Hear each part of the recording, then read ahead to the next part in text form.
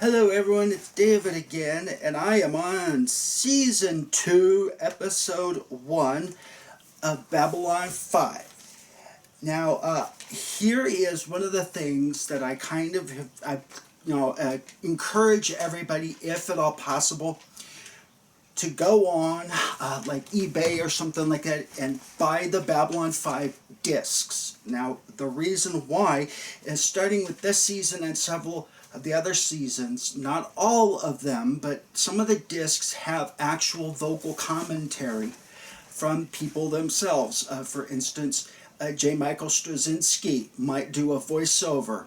Ed Wasser, I know, has done, and in fact he talks about a character actor playing Kosh, and one of the reasons why, the big encounter suit and everything, and he calls it like the refrigerator or the jukebox or the gambling machine.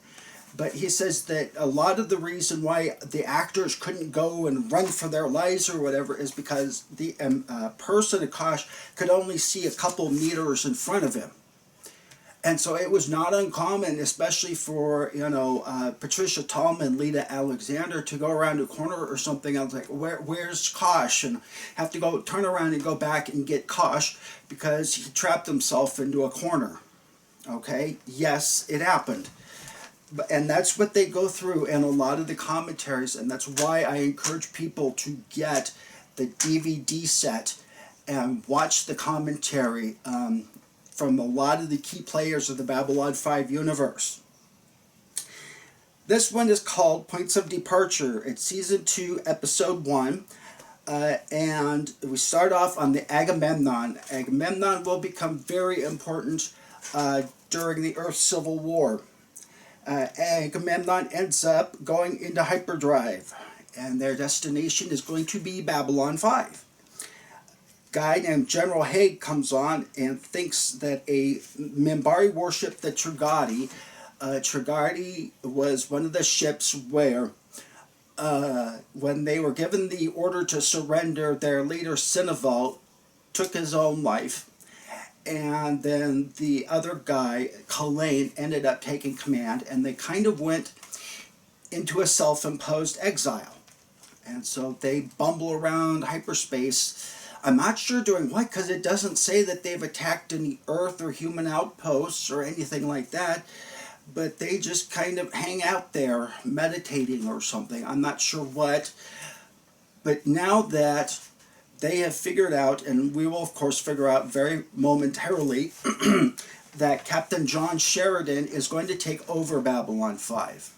And so now they have one of the Great Council on there, Delenn, and who's ordered the surrender, and also now the Earth guy who has scored the only major victory in the Earth Minbari War. Here's the perfect target for them. And so here we go. General Haig says that, hints to Captain Sheridan, that, quote, "You've beaten them once, and if necessary, you can do so again." Heavily memmed.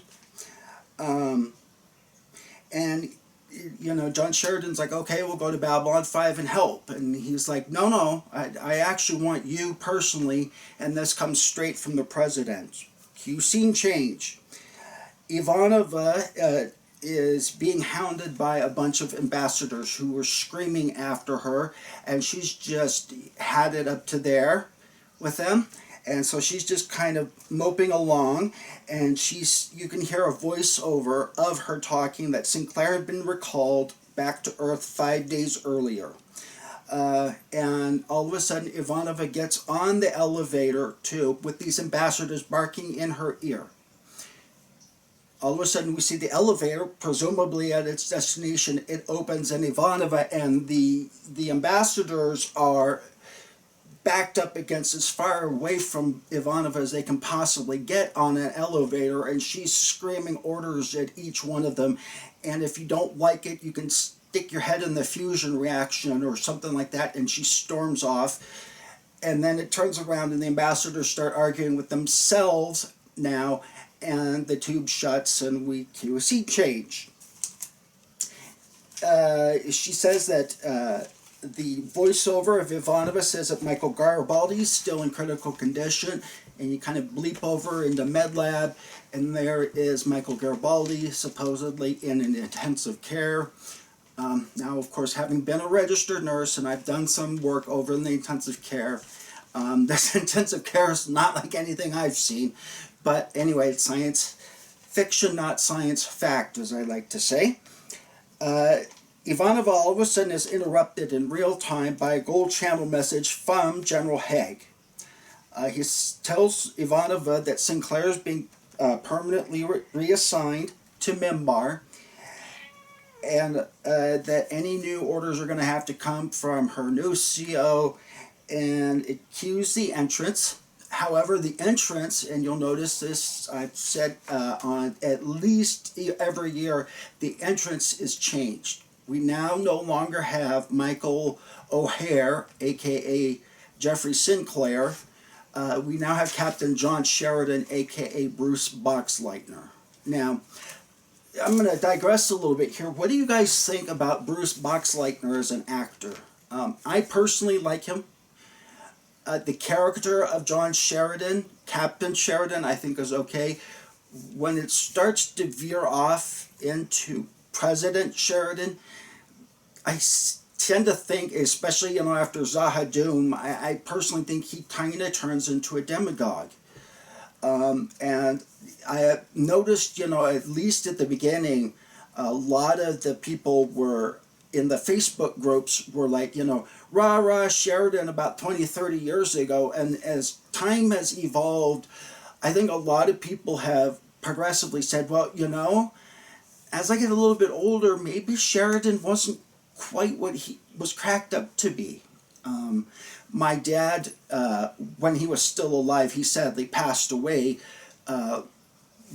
before Babylon5, but he said we're talking about what he thought about Douglas MacArthur and him being fired by President Truman. Now, my dad served in the Army from 1945. In fact, when he got out of basic training, they had dropped a bomb on Hiroshima and Nagasaki. And so he did do not major combat, but it was just fleshing out the Japanese soldiers from Guam who weren't aware that the war was over, basically. And then right as he left the Army in 49, a few months later in 1950, Korea broke out. And he was invited to rejoin the Army. He declined, and in fact he ran off, joined the Navy, and wrote the Army a letter saying, I ran off and I joined the Navy, if you want me, come find me.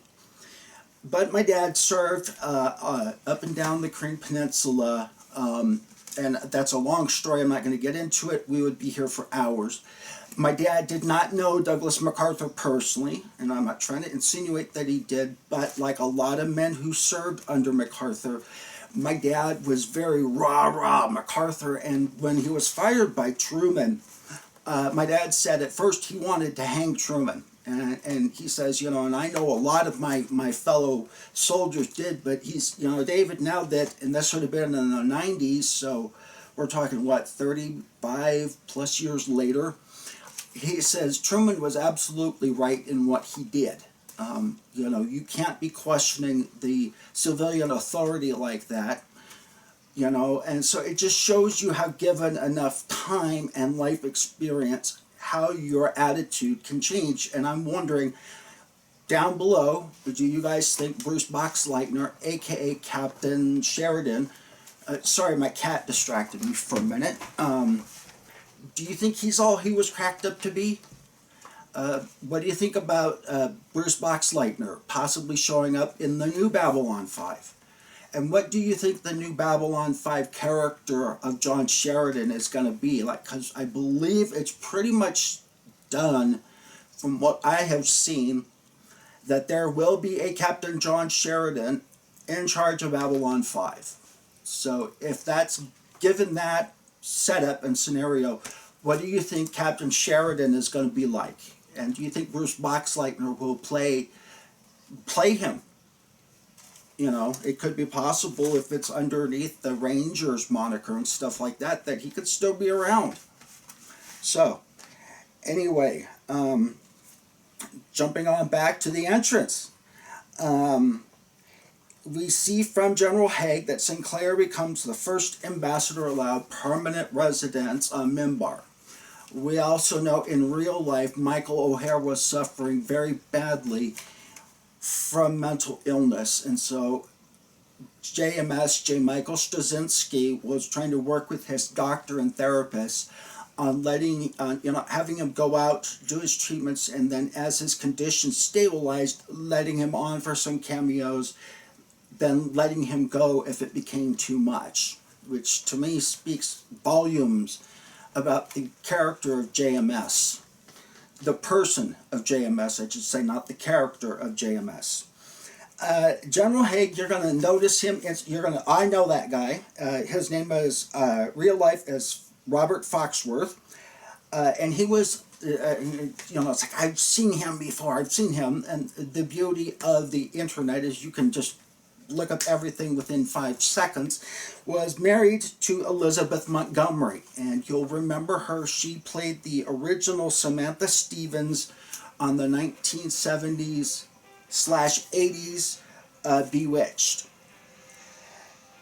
And they remained married. They were together for like 20 years, got married, and then a few years later she passed away in 95. So I'm wondering if they knew that she was not doing well and that he married her to make sure that, things could very easily pass and forth between them and their kids. Let's see here. He does a lot of character and voice acting. The Outer Limits, Star Trek Enterprise, Deep Space Nine. I remember him. He was an admiral who, as it turns out, was a changeling. And so he's the one that was trying to, can't remember what he was trying to make Cisco do, but the Defiant was on its way, and he was trying to get them to divert course or something like that. And Benjamin Sisko was holding a phaser to his head, and he ends up turning into a raven and flying off. So, anyway, so I was like, yeah, okay, that makes sense now. And lots of video games. Actually, no, I think I only came across one on him. He also did SG-1, Stargate SG-1. Video games, he was on Transformers, Revenge of the Fallen as Ratchet. So, and this kind of gets a little bit into the meat and potatoes, and I actually encountered a really good article about the supposed DS9 versus Babylon5. There is a rumor, has been for decades now, that J. Michael Straczynski was in pitching his idea of Babylon5, that they said, yeah, good idea. He left supposedly one of his Bibles or something like that of Babylon5 there. They ended up not doing anything with J. Michael Straczynski, and then ended up taking his Bible and carte blanche copying Deep Space Nine from it. Now, I tend to doubt that. I mean, there are some similarities you can draw from it, but there are also many important differences too. And in fact, and it keeps getting new life. I just was, not even 2 weeks ago. Actually, it was right after the announcement that Babylon5 is coming back. I went in on a Deep Space Nine Facebook page. Yes, I belong to both of them.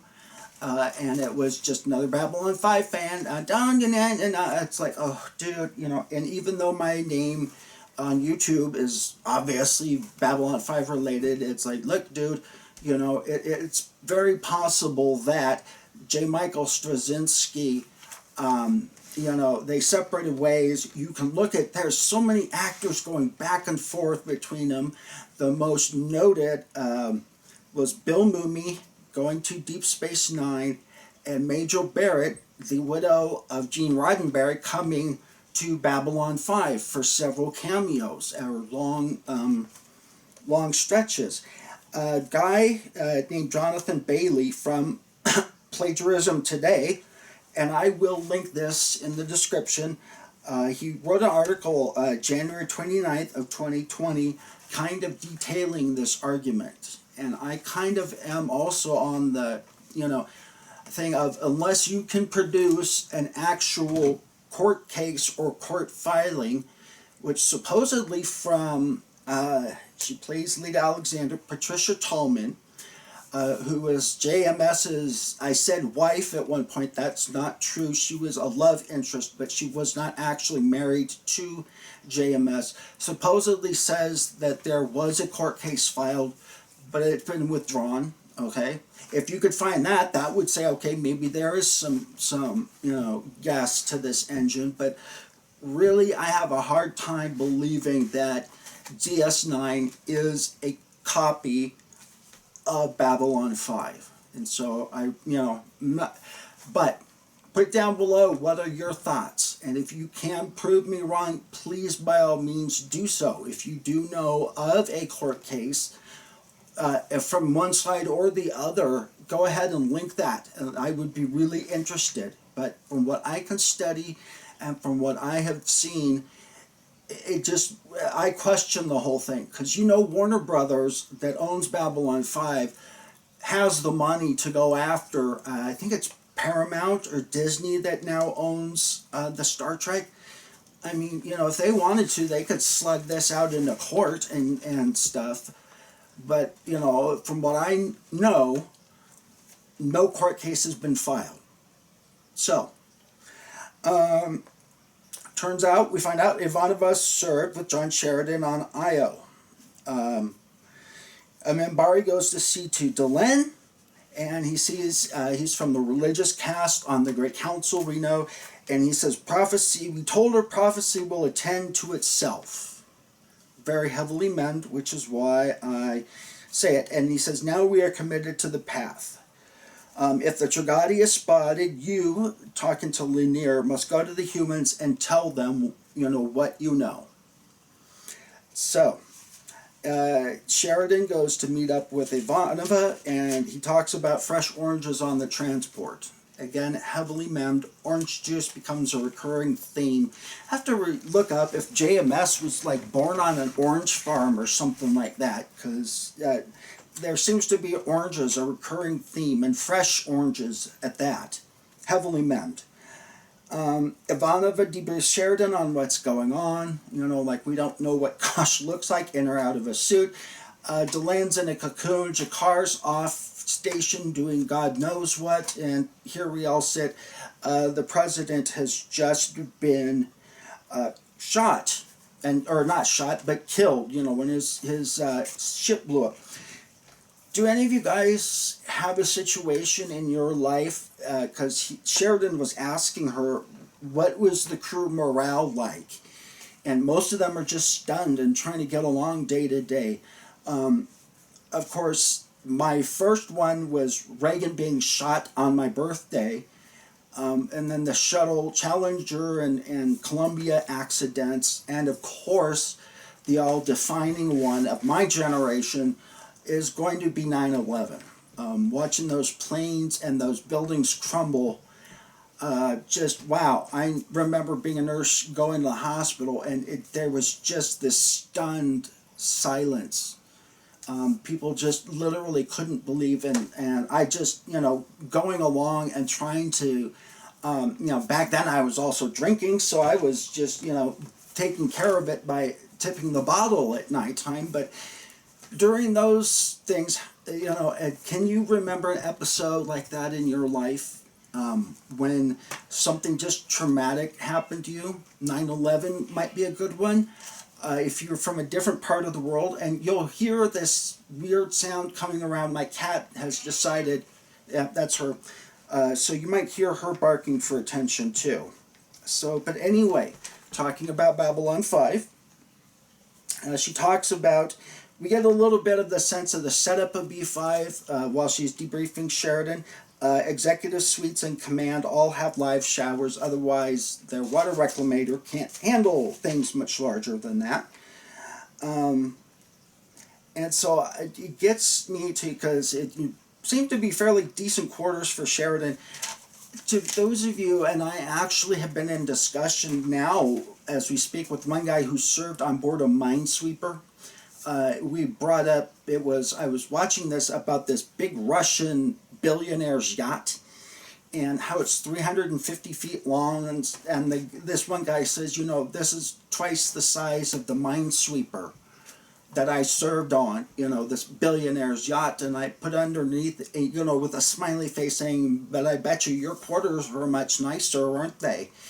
And he said back to me like, hey dude, just to let you know, I slept on a bunk with two other guys. So it was a bunk of three, and I've been on the USS Turner Joy, and I've seen that setup. Plus, my brother-in-law spent 21 years in the Navy, 8 years in a submarine. I believe that was the time that he spent there.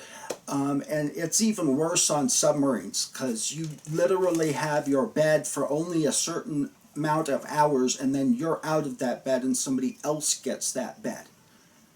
So I can't remember if it was 8 or 12 hours, but you only get your bed for like 12 hours, and then somebody else gets your bed. So for those of you in the military, in the Navy especially, write on down in the comment section. I'd really be interested, because this guy's like, yeah, I've, you know, had been, you know, three deep on bunks where literally I could turn over and hit my elbow on the bunk above me. So I had to be really careful so I wasn't hitting the other guy in the fanny while I was turning over. So, anyway, we zip on back. Talking about Sheridan being called Star Killer. And Sheridan was talking about, you know, it's the only real victory in the war. We find out that Sheridan, and this is kind of confusing because it seems he destroyed their Black Star, and he said 3 other cruisers, but then no mention is ever made of these other cruisers, just their flagship, the Black Star. And so, anyway, we go on and zip on over to Dr. Franklin talking with Ivanova. And she says, well, I'll say a prayer for Michael Garibaldi. And Franklin says he's agnostic, and she heavily memmed, well, then I'll say half a prayer. Now, for those of you who don't know, and I wasn't quite sure of this one, agnostic is a person who believes nothing is known or can be known of the existence or nature of God or of anything beyond material phenomenon. So whatever happens up in heaven, only the angels and God know about that. So, you know, we're human, we don't know about that. So your dogma is kind of pointless. So a person who claims neither faith nor disbelief in God, i.e. a doubting Thomas, a cynic, a skeptic. So I would be interested in knowing, you know, are you agnostic at all?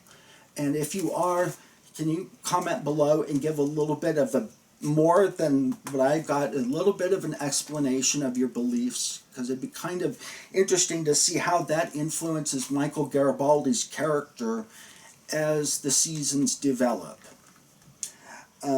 Let's see here. We also find out, zipping on over, that Sheridan was a diplomatic envoy. He goes to visit the new Dalai Lama, who asks him, do you understand? Heavily memmed, no, I don't understand, I answered. He says, good beginning.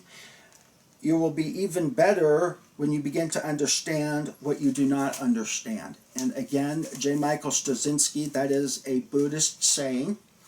A lot of Buddhism borrowed in the Babylon5 universe. So, do any of you agree or disagree with me on that one? You know, it'd be interesting, because I know that is a big Buddhist saying.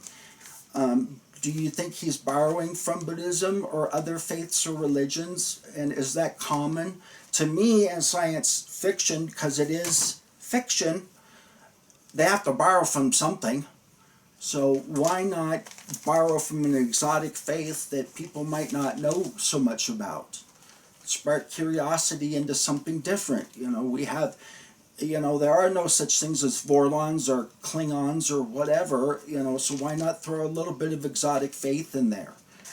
This way, when somebody comes to, we're going to boycott your show because it's not Christian enough, it's like, honey, it's fiction. There's no such thing as a Klingon running around, so you don't have to worry about it. We also notice that J. Michael Straczynski likes to quote Abraham Lincoln. So, we also, I've come across the religious guy eventually warned Sheridan about the Tragati, which Sheridan had already been debriefed and knew about, but Ivanova wasn't so up to speed. They're talking about the Black Star.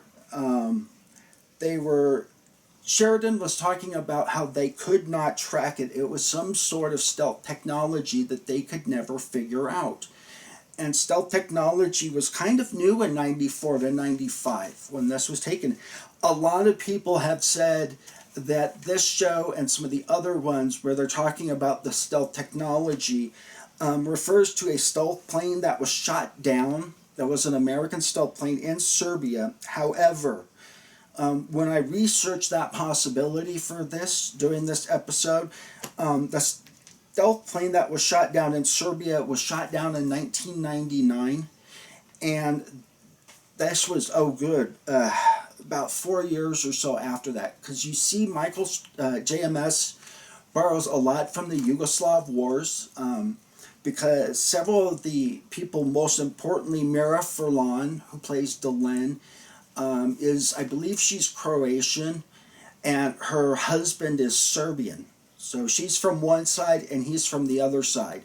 So imagine being in the American Civil War and and it's happened before. It happened, the brother-in-law that I said was in the Navy, he had one great-great-grandfather who was a colonel in the Northern Army, and one great-great-great, many times great-grandfather who was a colonel in the Southern Armies. So, interesting. Anyway. Sheridan was debriefing Ivanova briefly about what happened taking out the Earth, the Black Star, and 3 of the heavy cruisers. And it was the only Earth Alliance victory. So, if it's the only victory, why are the Minbari so hung up on it? I mean, do they want to go 100-0 instead of 99-1? I mean, come on, people. But anyway, Colleen goes in to try and kill Delenn. Now, we all know that he actually wasn't serious, but Lanier bodily interferes, and says, if you're going to kill me, then do so. Heavily memmed, this next part, otherwise I have considerable work to do. So as we can see, even though he might be religious, Delenn's got some serious cojones on this poor kid. And trust me, as a nurse in a religious hospital, at that time she was a nun. She later became the mother, the head of the Providence Order.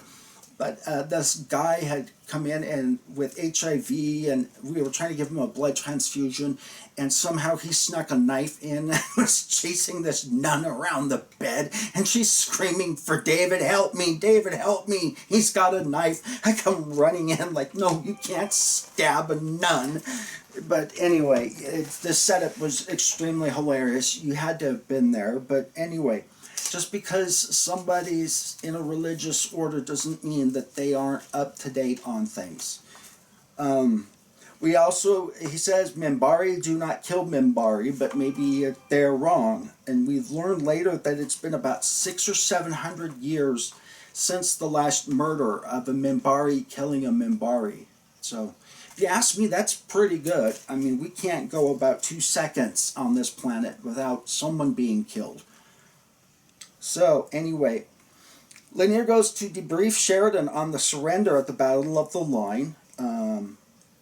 He talks about Sinclair being brought on board, interrogated by the Grey Council, examined by the Triluminary, and we also know that the Triluminary was set to scan or detect human DNA. which is why it flashed when Delenn was scanned, when she was doing her entrance exam for the Great Council, I guess, because, as we all know, she has human DNA. And we also now know that it is Sinclair's DNA. So, anyways, also learned, too, that over the last 2,000 years, fewer Minbari are born into each generation, and that they believe the Minbari now souls are being born into human bodies. And that's why there's more and more humans and fewer Minbari. And we also learn that it becomes really important in the ethos of the Babylon 5 universe that happens, because eventually human and Minbari souls completely merge, and we all become future day Vorlons, in a brief nutshell. Let's see here. Tragati comes in, zooms on forward. We now are introduced to a guy named Lieutenant Keffer. He's getting kind of a risque, I don't know if it's his girlfriend or his wife, but it's a nice little 3D letter from home. I can guarantee you, because I have my dad's letters to my mother during the Korean War. And let me tell you something, he would have loved to have, and also a couple pictures. I think one of my sisters actually have that picture of my mom and my aunt in a bathing suit that they sent to my dad. And that's the sum total of what they have. You know, they would have loved to have had Zoom back in the day. And like my brother-in-law that I mentioned that was in the Navy, my cousin, her husband also was in the Navy on submarines at the time. And they only got 150 words every 2 weeks. So imagine an early tweet, and that's all you got. And about the first half of that was the guy's rank and serial number and name. And she's like, it's a submarine. There's only so many Ravens who are married to Elena's on board. But, you know, it's the military. Anyway, jumping on back, Lieutenant Keffer, real name Robert Rustler. He's on Seasons 2, 94-95, before we know he meets his untimely end by the shadows. And Robert Rustler is married, and also does guest appearances on Enterprise, Star Trek Enterprise. So that, again, to me says not so much gasoline between the Babylon 5 / DS9 copy, plagiarism theory. Kalain kills himself during this red alert. The fighters weren't detectable during the Earth-Minbari War, so now why is Babylon 5 able to track it? And Sinclair correctly deduces that they are trying to make it look like the Earth Alliance is the aggressor. And so he orders weapons stand down. The Minbari end up turning around. Another Minbari ship is summoned at the request of Sheridan, and they come in, order the Tragati to surrender, and the Tragati basically refuses, and so they end up basically shooting down one of their own ships. So, we also go in, and it zips on over. Lanier is finishing his meditations, and he's obviously going to rest. He says, I wish I could have told him the rest about the great enemy returning. Now, we all know that this is setting up to the Shadow Wars. So, it ends with some moaning and groaning, and all of a sudden cracks start to appear in Delenn's chrysalis. So, do any of you guys think that any of these guest actors are going to be coming back, like Robert Foxworth, because he's still around, the guy who played General Haig? Do you think he's going to come back at all? And what do you guys think about, Bruce Boxleitner? And do you think he's going to be John Sheridan this time, or do you think he's going to be a cameo role or do something completely different? So, as always, comment, like, subscribe, and share. And it's actually a very damp Friday morning, so I hope you all have a good rest of your weekend.